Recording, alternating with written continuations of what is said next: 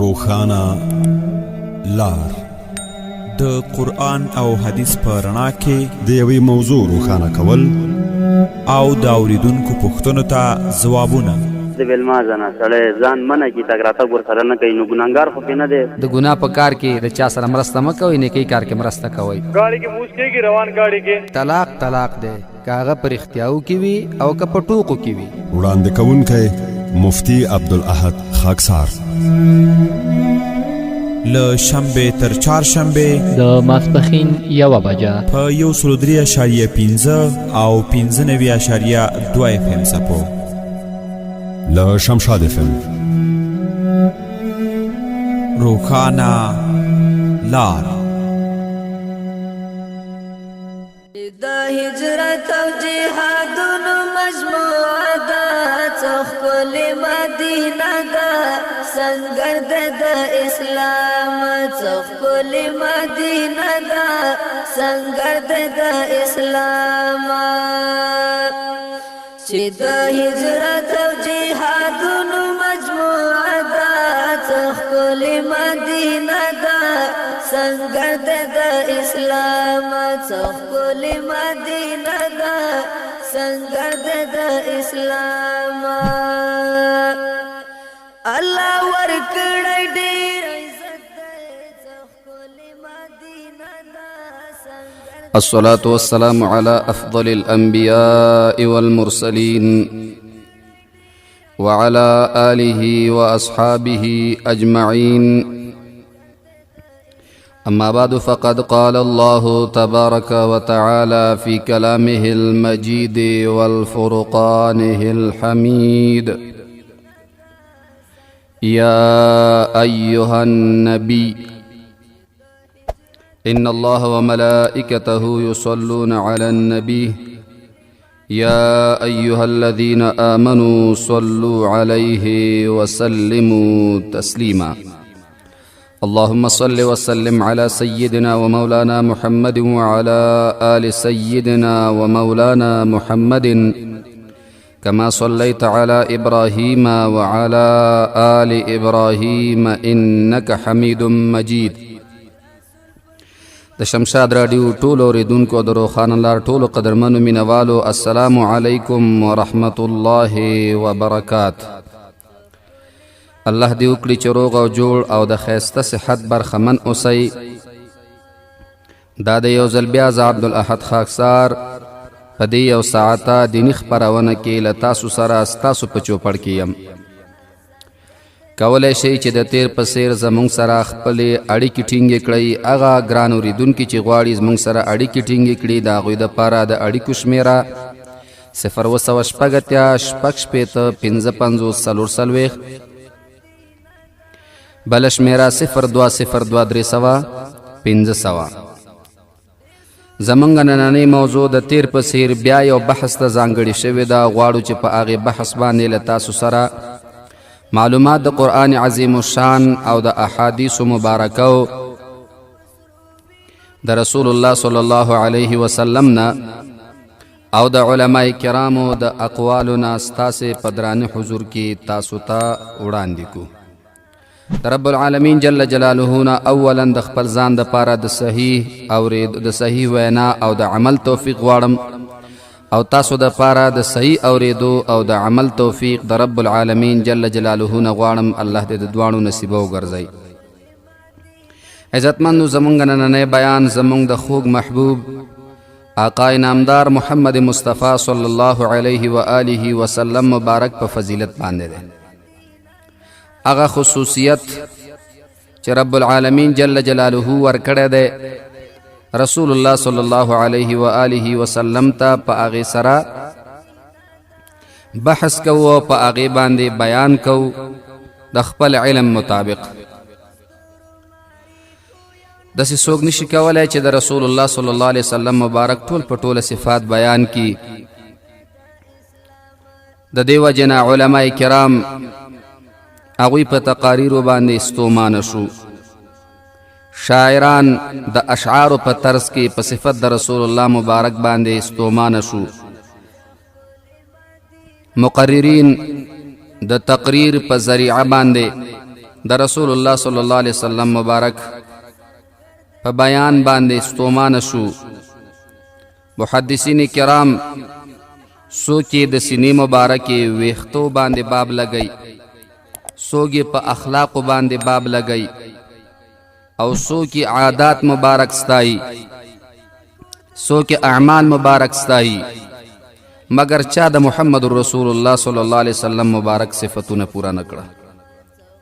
نو زه یو ناچیز او حقیر بنده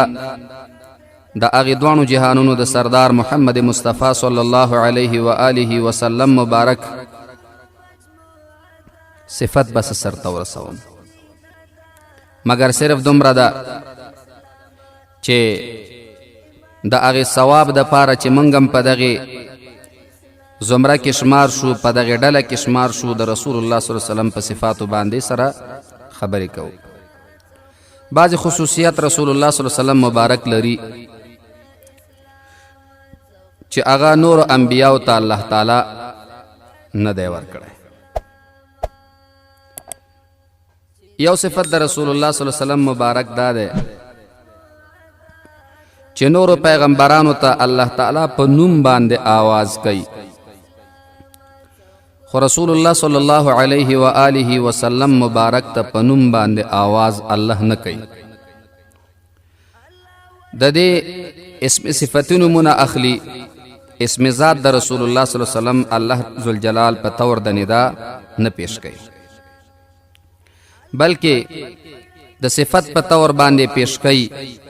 چې بعضې ځایونو کې قرآن عظیم الشان کې بیان دی. وروسته به ورته مونږه اشاره کو انشاء الله که وخت را سره وفا وکړه. الہ العالمین جل جلاله رسول الله صلی الله علیه و آله وسلم مبارک ته په نوم سره آواز نه کوي. آدم علیه السلام زمونږ او ستاسو د ټولو پلار دی، اولین پیغمبر دی، ولیکن رب العالمین جل جلاله چې هغې تم آواز کوي نو په نوم سره آواز کوي، او دغه د نوم آواز قرآن عظیم الشان ځای په ځای ذکر کوي، او څو ځایونو کې دغسې الله تعالی بیان کړی دی. او مونږ تاسو که چېرته قرآن عظیم الشان ته متوجه شو، دغسې ډېرو ځایونو کې نور پیغمبرانو ته هم الله تعالی دغسې ندا کړې ده. اسلام څخکل مدینه دا سنگر د اسلام چې د هجرت او جهادونو لکه د مثال په توګه الہ العالمین جل جلاله فرمائی حضرت آدم علیہ السلام چې کله په جنت کې د اوسېدو د پاره الہ العالمین جل جلاله حکم کوي، آواز ورته کوي یا آدم اسکن انت و زوجک الجنہ، اے آدم علیہ السلام اوسېږه ته او ستا بیبي په جنت کې. دلتم قرآن عظیم الشان آدم علیہ السلام بارکی دا اللہ تعالی چې کوم ندا ذکر کړی دا نو په یا آدم سره ذکر کړی دی. د آدم علیہ السلام نوم الله اغستی دی، لوی پیغمبر دی، ولیکن الله تعالی ورته ندا آواز په نوم سره کوي. ورپسې که مونږ تاسو ریشو بل جلیل القدر پیغمبر د دې پسې راغلی چې صاحب د شریعت دی، حضرت نوح علیہ السلام. حضرت نوح علیہ السلام تم اللہ تعالی چې کله آواز کوي نو نوم ورته اخلي.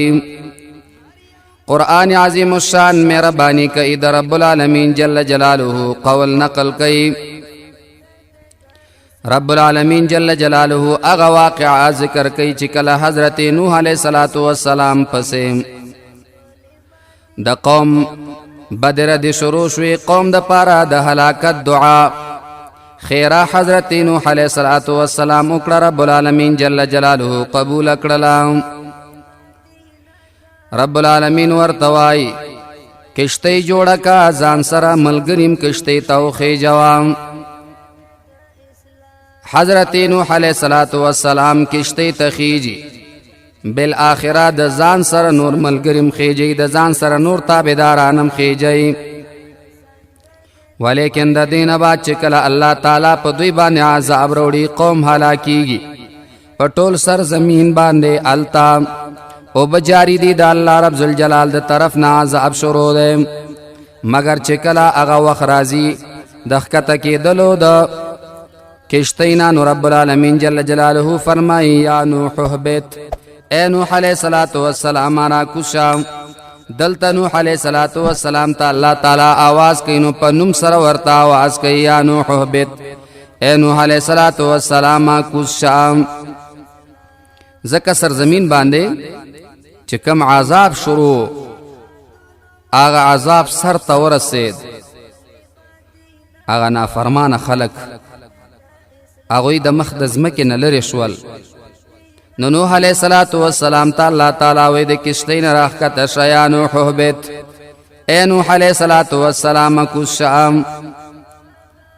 نو نوح علیہ الصلوۃ والسلام تم الله تعالی نوم اخلی کداغه سیمونګو تاسو قران عظیم شان کې وګورو مخ کې واقعات د نورو پیغمبرانو راځي هود علیہ الصلوۃ والسلام تم الله تعالی आवाज کوي پنوم باندې یهود اے هود علیہ الصلوۃ والسلام یا کومګو تاسو راشو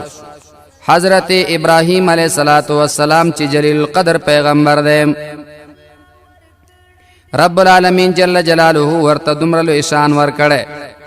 ابراہیم علیہ الصلوۃ والسلام ته الله تعالی دا مقام ورکړی رب العالمین جل جلاله فرمای انی جاعلک للناس اماما اے ابراہیم علیہ السلام تا د خلقو د پاره تر قیامت پورې ز پیشوا په دین کې ګرځوم دومره لوی پیغمبر دومره لوی شان لري چې هر پیغمبر راځي داغه شریعت کا د شریعت ابراهیمی سره برابر وي الله قبلی هر هغه انسان چې هغه دعوه د مسلمانۍ کوي کده ابراهیم علیہ الصلوۃ والسلام د شریعت سره او داغه د ایمان سره ایمان برابرو الله قبلی کني برابر الله تعالی رد کوي یا بلزه کې د ابراهیم علیہ الصلوۃ والسلام بارک رب العالمین جل جلاله د سے فرمایي واتخذ الله ابراهیم خلیلا نیول الله تعالی ابراهیم علیہ السلام په دوستی باندې نو یعنی دوست د الله تعالی ابراهیم علیہ الصلوۃ والسلام نه مگر چې کله आवाज کوي حضرت ابراهیم علیہ الصلوۃ والسلام تنواغه تم رب العالمین جل جلاله په نوم سره आवाज کوي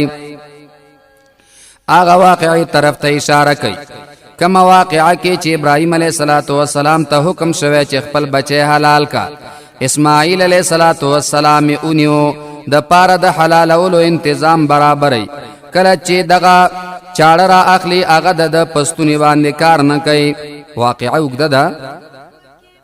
خدای نه با چې کله الله تعالی قبلې د دې په زبانی او پسرازي هغه ذبح کیږي رب العالمین جل جلاله ابراہیم علیہ الصلوۃ والسلام ته आवाज کی یا ابراہیم قد صدقت الرؤیا اے ابراہیم علیہ السلام یقینا تقبل خوب ریختونه کم आवाज ورته کی یا ابراہیم قد صدقت الرؤیا اے ابراہیم علیہ السلام یقینا تقبل خوب ریختونه کم نو ابراہیم علیہ الصلوۃ والسلام جلیل القدر پیغمبر دے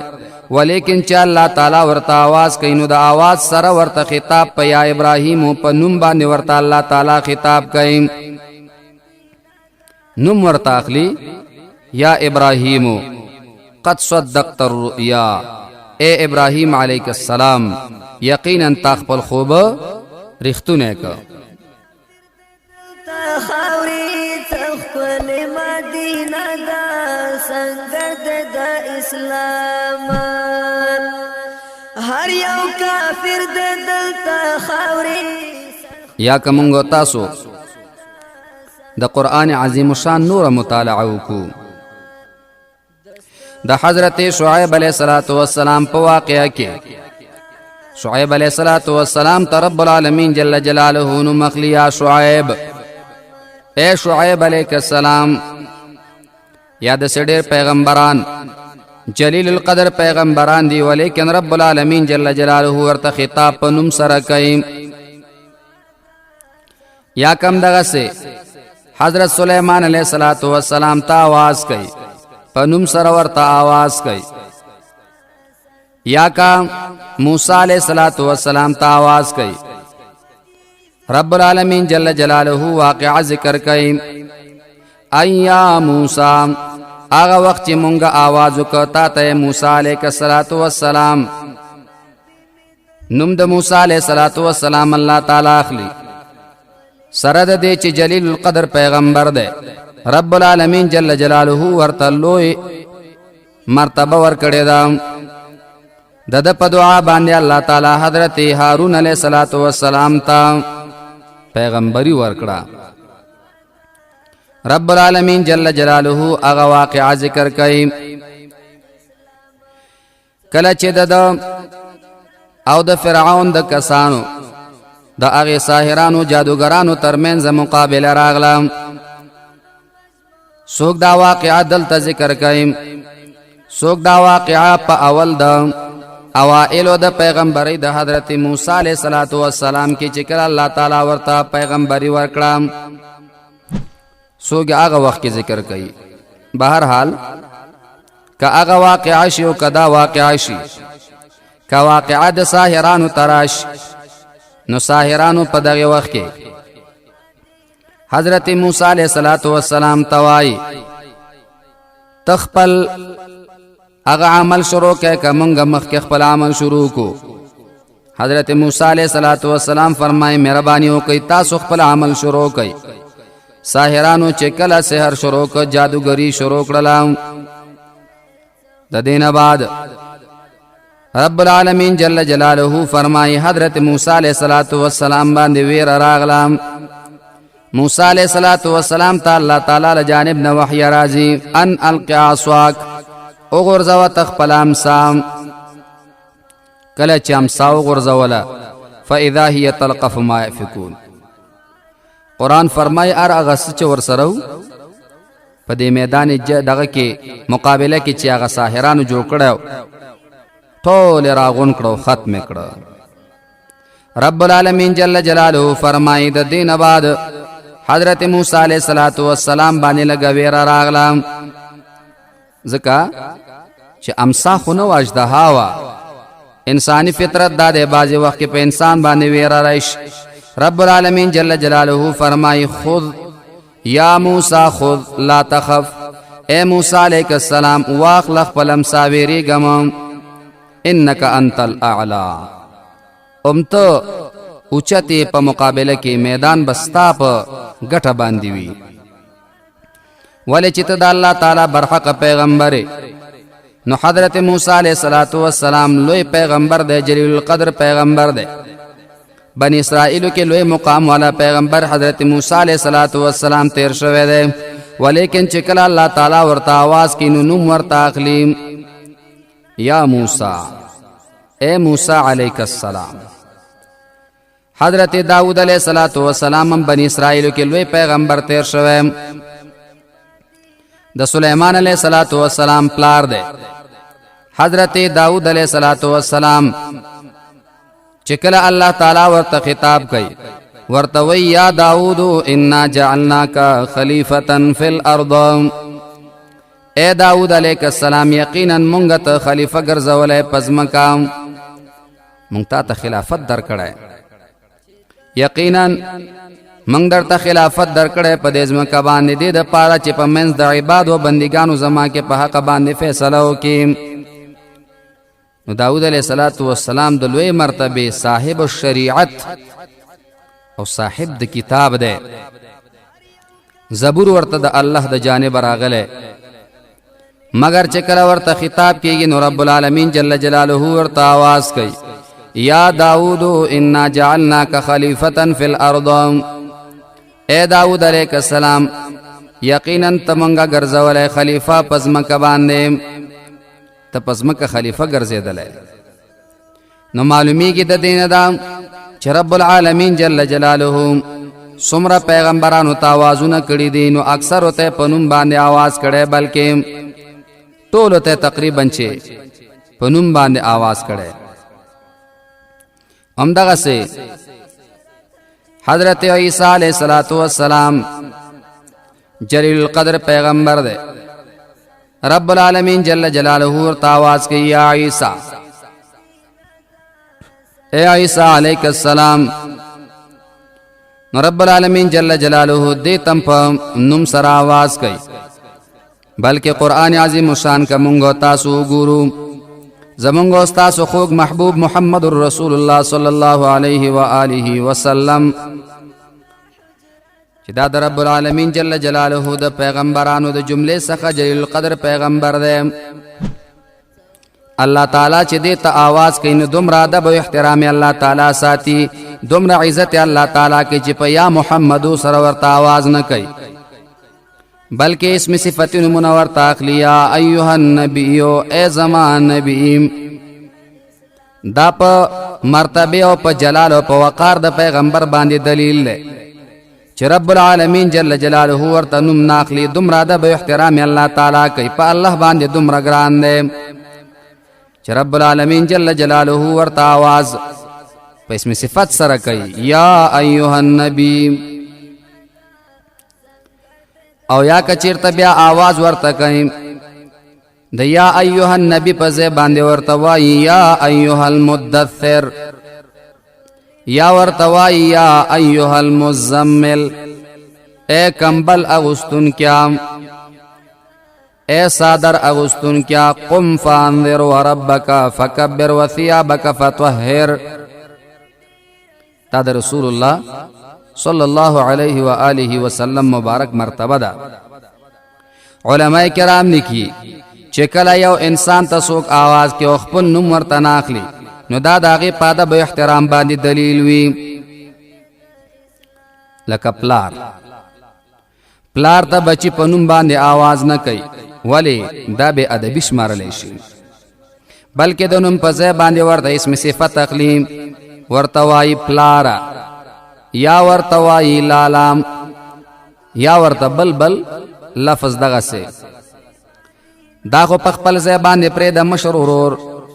چی آغیم ادب و احترام خلق کئی آغی تم سوگ نم ناخلی ولی ناخلی ہم دغا وجدہ چی دا نم اغسطل دا دے پا زیبان اسم صفت اغسطل دا یو پا عزت باندې دلیل لے. خپل استاز محترم تا خلق نم ناخلی ولی ادب و احترام ساتینو دا نم پا زیبان ورطوائی استاز. علماء تا خلق نمون دیر ناخلی ولی آغوی تا دا ادب و احترام دا وجہ سوگ ورطا شیخ القرآن وی، سوگ ورطا شیخ الحدیث وائی، سوگ ورطا مولانا وی، سوگ ورطا مولوی صاحب وی، سوگ ورطا قاری صاحب وی. ولی ادب و احترام دا خلق پا ذہن کشتا نوی دا دین وقار و عزت دا رسول اللہ صلی اللہ علیہ وسلم پا نور و پیغمبرانو باندی ثابتی. دا نور و پیغمبرانو رب العالمین جل جلالہ دا مقام دل تم پورتا کڑے چی دا تاواز اللہ تعالیٰ پا نم باندے نکی بلکہ پا اسم صفت باندے کئی چی کمی صفت دے پاغی باندے ورطا اللہ تعالیٰ آواز کئی. خپن نم ورطا ناخلی نو دا یو خصوصیت دا رسول اللہ صلی اللہ علیہ وآلہ وسلم دے. علماء کرام بیان کرے نو پا دے دے باید چی شکر گزار شمونگو تاسو چی دا دس جلیل القدر پیغمبر محمد رسول اللہ صلی اللہ علیہ وآلہ وسلم پا امتیانو کشماریو خود دے دا پارا چی عزت و احترام دا پیغمبرو شی نو داغے پا سنت طریقی باندے عمل پکار دے. پا کم خبر چی رسول اللہ مبارک پا زندگی کے خوشحالی خکارا کڑے و پاغی باندے عمل پکار دے. نبی پاک صلی اللہ علیہ وآلہ وسلم مبارک پا زندگی کی پا دے باندے بڑیر خوشحالے دے چاچے با پا سنت دا رسول اللہ مبارک باندے عمل کاؤ نو زندگی نا بعد ہم چکر دا دنیا نا پا پردش. علماء کرام لیکی چی محبوب علیہ السلام پا دے دیر خوشحالی گی چی دا رسول اللہ صلی اللہ علیہ وآلہ وسلم مبارک پا سنت باندے عمل کاؤ. رب العالمین جل جلالہ دے منگو تاسو ٹول دا رسول اللہ صلی اللہ علیہ وآلہ وسلم مبارک پا سنت باندے او داغی پا خیستہ طریقو باندے پابند کی. نمونه دا ښکلې مدینه دا سنګر د اسلام څوخ کول مدینه دا څنګه د اسلام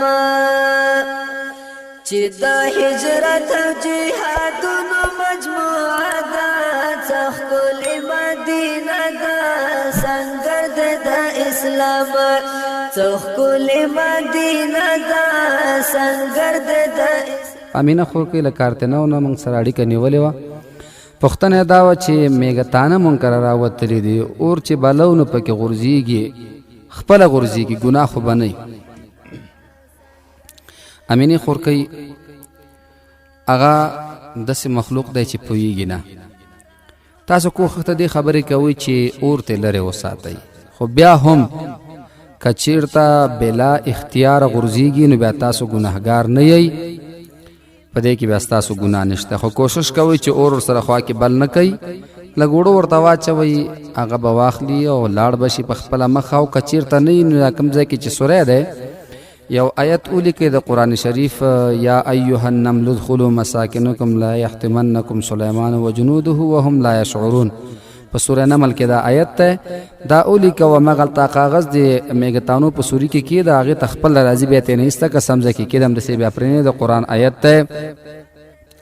دوی پښتنه دا و چې څوک باز خلک وي سری او بچ پزما کتوي شي ګنا لري خلک دغه سی وي ځان نه وي خبره نشته ځکه چې دا خلک امام کینو په خو بو خو نه کوي ټول تقریبا اکثره په ګرم او باندې بل په دسمه کې الله تعالی اور پیدا کړی دی دا خلکو خبرې دي فتح خان ورو د بغلان نمنګ سراړي کني ولې او متاسفانه چې په دونه خبره پوښو چې کلی په سر کې مجموعات جوړ کړای بس بنور خبره پوي نشلو نو کوشش دیو کی چې بیا اړي کټینګ شي ان شاء الله العزيز الله په فضل به باغه مسله ورته حل کو حمید الله جان د قرباغ نمنګ سراړي کني ولې وې د شپې چې کله شیطان انسان ته دوکه ورکې نو د غسل طریقې څنګه عام د غسل طریقې دا ورور یو ځل بخله توبه واچي یو ځل پوزي ته یو ځل پټول وجود باندې او به اچول دا فرض دی او بیا د وجود ارغه یې چې هغه توبه رسیږي نو التبا او بور سره وګونو کې بغوته وه پوزه کې او نون کې دغه سو درې پیری وینځل د ټول وجود دا بیا سنت او بیا سنت پکې دام دي چې د غسل نمخ کې او د سکه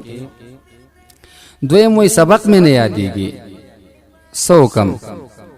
نو کوخه کې ان شاء الله یاد بشي او د مانزه پسې یا قوی یا ولز د فوایا پسر د لاس کې ده ان شاء الله چې الله تعالی به سبقيات کې بل وی چې یو مسلمان نه حق زورول ګناه ده ظلم ده د مسلمانانو زورول دا نه پکار و د دین څنګه ځان اوژغورم د ملګرو سره د مکه نه چې دونه بد ملګری دي چې دغه د کې پازاپې د مکه نه ور سره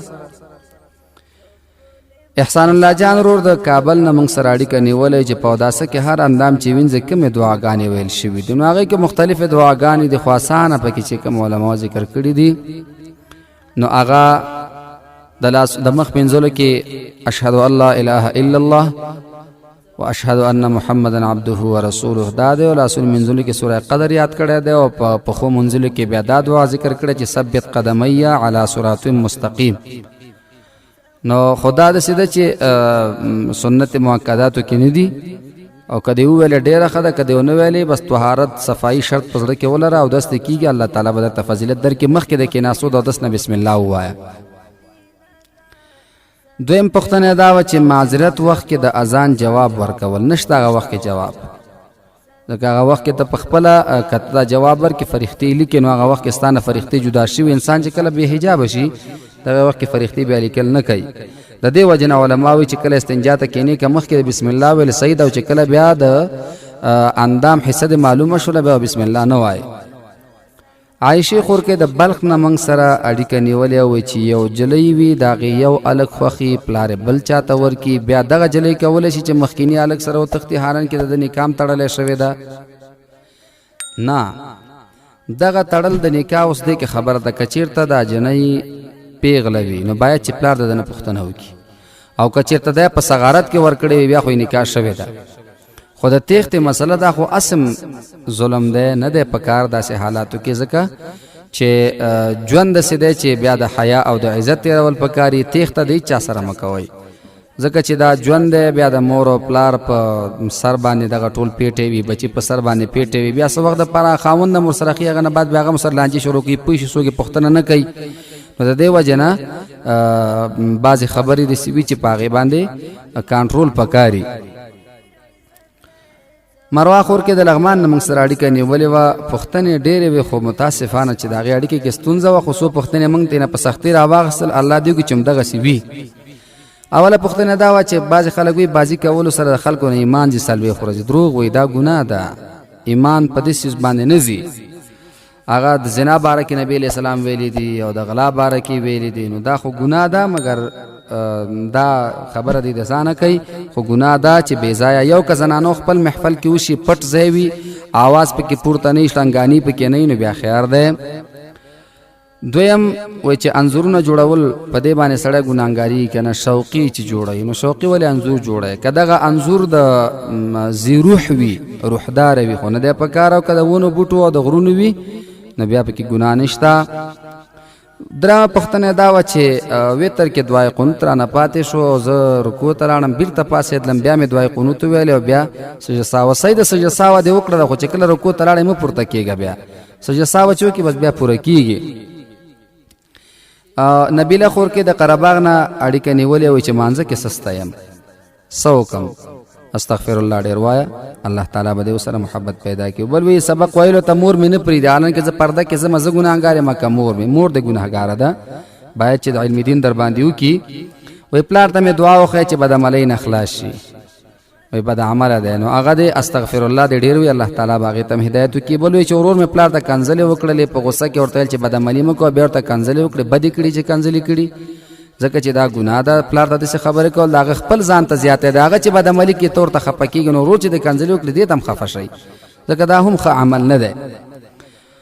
بل اتل ورور د ننګرهار نه موږ سره اړیکه نیوله چې خسر سره مې جنګ وکړ، بیا مې ښځې تر کړه دلته راغلې په ما طلاق یې. بیا مې د علماو نه پوښتنه وکړله، هغې ویل چې د طلاق واقع دی، نکاح تازه که او ښځه دې هلته ولېږه اول، بیا هغه نه بعد نکاح تازه که. صحیح درته ویلي، د طلاق ورسره راځي، خو په دې کې چې دا کم مهر دی دوباره ټاکلی، دا 2 مهره به بیا دې ښځې ته ورکوې. که چېرته الله مکه وفات شوې، ستا په دې حق کې دی 2 ځله حق مهر لري، دا بیا ورته ورکړی شي. باقي مې په رب العالمین سپارم. السلام علیکم ورحمت الله.